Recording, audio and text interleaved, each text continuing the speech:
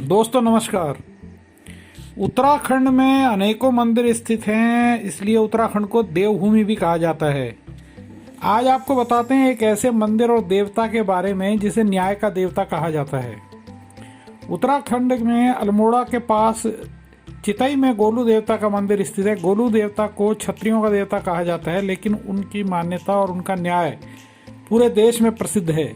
यहाँ देवता के दर्शन के लिए प्रतिदिन भारी भीड़ लगती है। वहीं पर्यटक भी यहाँ अपनी मुरादों को पूरा कराने के लिए गोलू देवता के दर्शन करते हैं।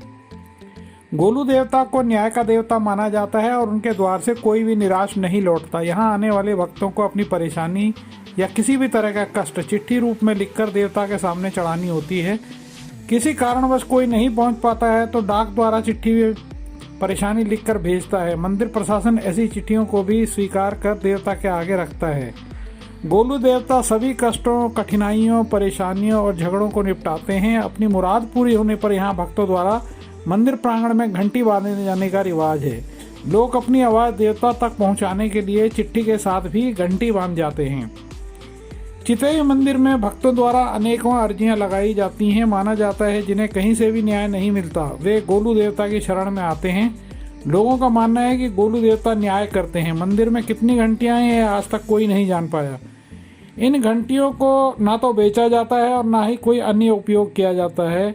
यहाँ मुराद पूरी होने पर भगवान को भेंट और प्रसाद भी चढ़ाया जाता है।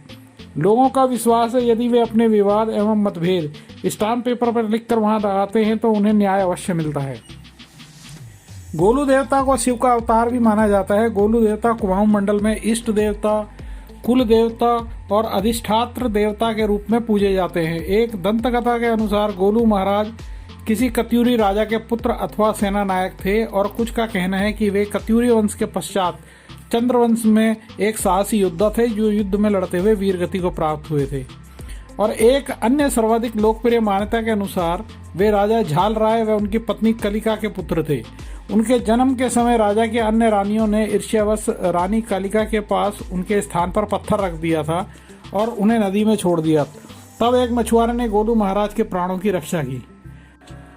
8 वर्ष की आयु में वे एक लकड़ी के अश्व पर सवार होकर उस स्थान पर गए जहां राजा की रानियां स्नान कर रही थी। गोलू महाराज को लकड़ी के अश्व पर सवार देख और उनको अश्व को जल पिलाता देख सभी रानियां हंसने लगी और कहने लगी, लकड़ी का अश्व भी कहीं जल पीता है। तब गोलू महाराज बोले, यदि एक स्त्री पत्थर को जन्म दे सकती है तो लकड़ी के घोड़े की सवारी क्यों नहीं की जा सकती और लकड़ी का अश्व जल क्यों नहीं पी सकता। राजा को भी यह सब सुनकर रानियों के कुकर्मों का आभास हो गया। तब उन्होंने रानियों को कड़ा दंड दिया और गोलू महाराज को राजा बना दिया। अपने न्यायप्रिय आचरण के लिए वे लोकप्रिय हो गए तथा सदा के लिए गोलू देवता न्याय के देवता के रूप में अमर हो गए। तो दोस्तों कैसी लगी आपको यह आज की जानकारी? आप हमारे चैनल को लाइक करें, शेयर करें, सब्सक्राइब करें तथा बेल आइकन की घंटी बजाएं। आप हमें कमेंट बॉक्स में जाकर कमेंट भी अवश्य करें। धन्यवाद, नमस्कार।